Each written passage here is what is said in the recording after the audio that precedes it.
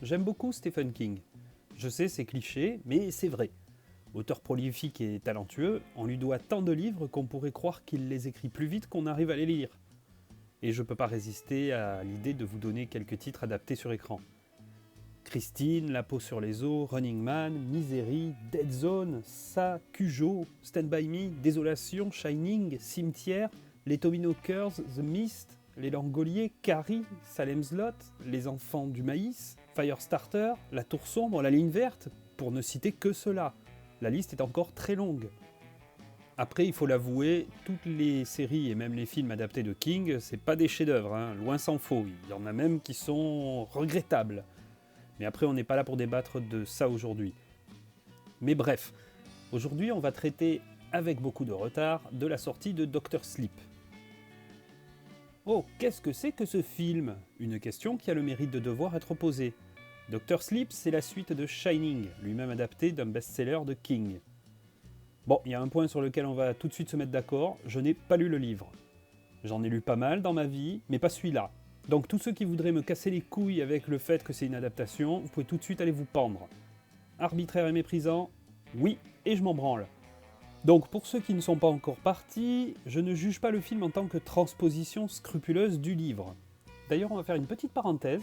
Une adaptation, il y a deux façons vraiment de l'appréhender. Soit elle est d'une fidélité exemplaire et elle rend exactement ce qu'était l'œuvre originale, soit elle s'en sert juste comme d'un tremplin pour créer quelque chose de peut-être différent, mais quelque chose qui a réellement une valeur ajoutée par rapport à l'œuvre de base.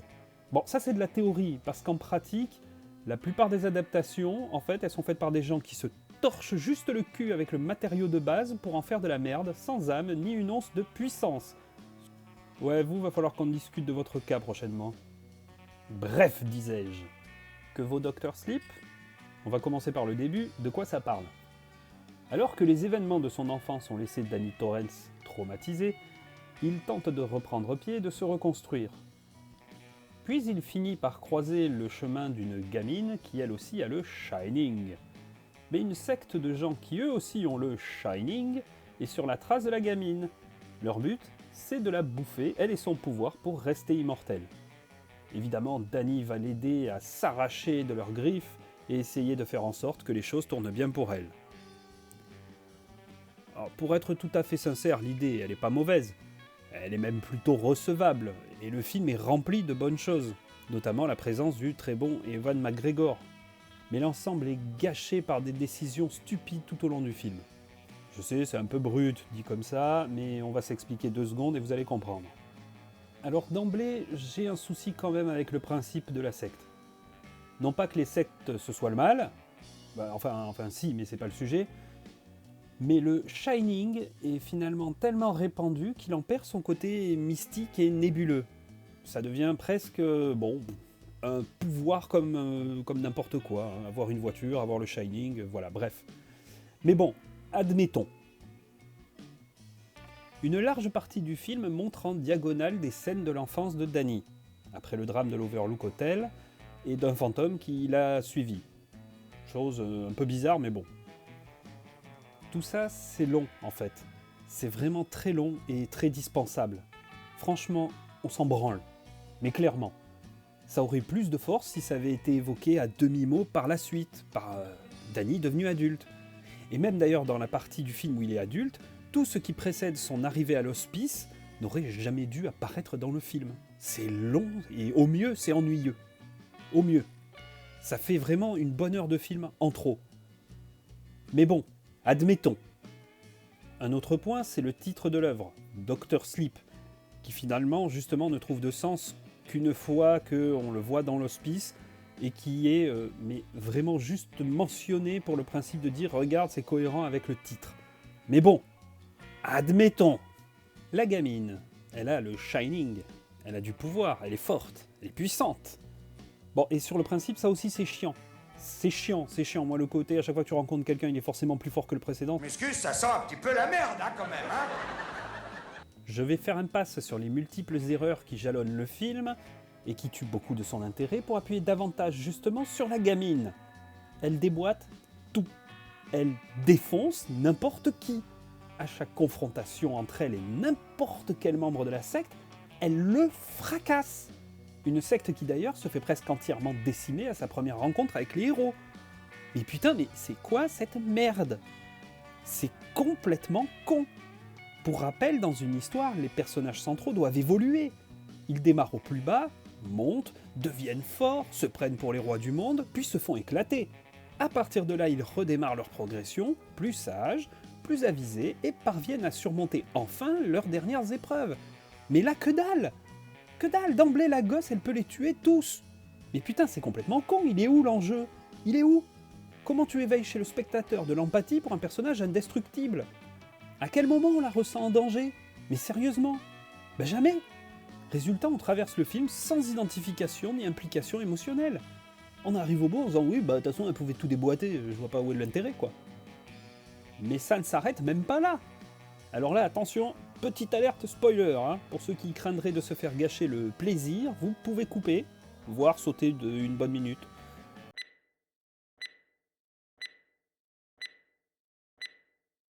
Parce que malgré la faiblesse, pour ne pas dire l'anémie de l'antagoniste, on a droit à un dialogue dénué de sens pour nous dire que « Oh là là, elle est trop forte, on pourra jamais l'arrêter, allons à l'Overlook relâcher des fantômes dégueulasses pour s'occuper d'elle. »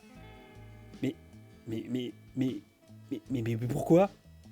Mais pourquoi? Mais putain, mais c'est pas simplement stupide, c'est aussi très stupide, c'est complètement con.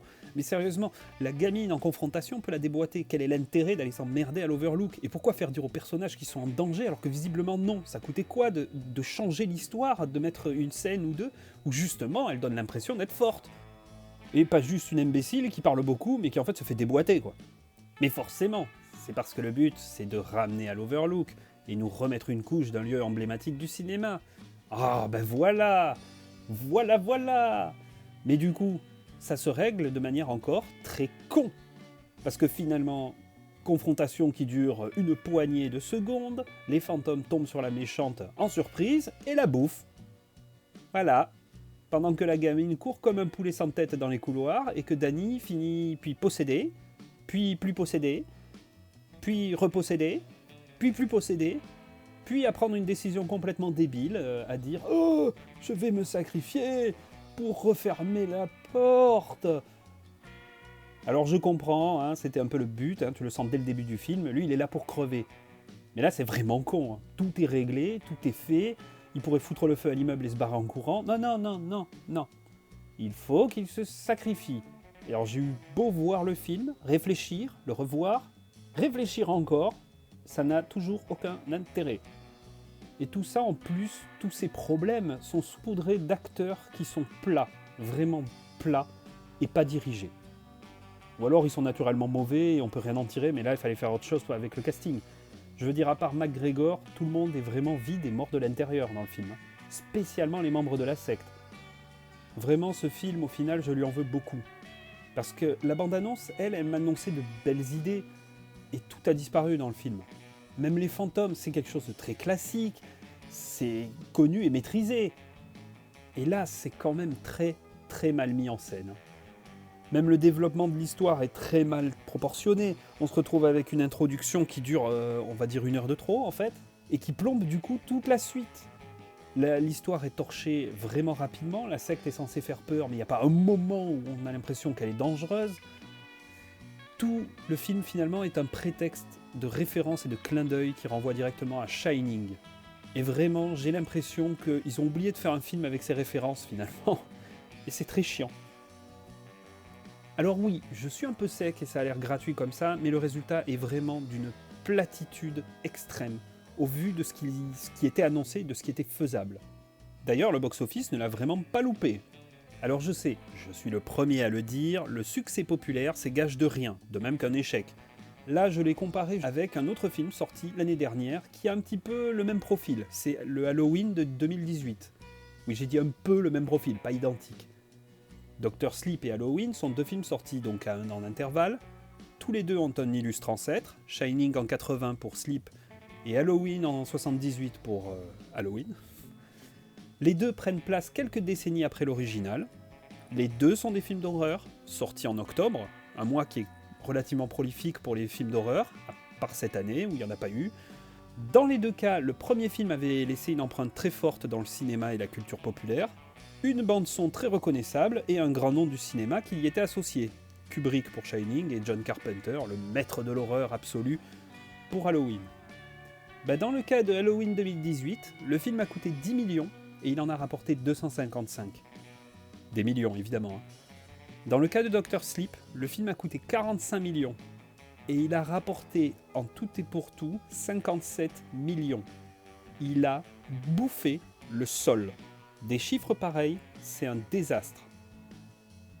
Alors voilà, c'était juste pour vous évoquer un petit peu le cas de Dr. Sleep qui m'a beaucoup frustré parce que bon, je me suis pas étendu dessus, mais il y a des choses qui m'ont plu dans le film un petit peu, notamment les manifestations du pouvoir avec les grandes bibliothèques et la chasse au-dessus de l'atmosphère. Je trouvais ça très joli, très poétique, mais à la limite, fallait faire un autre film pour utiliser ce genre de visuel.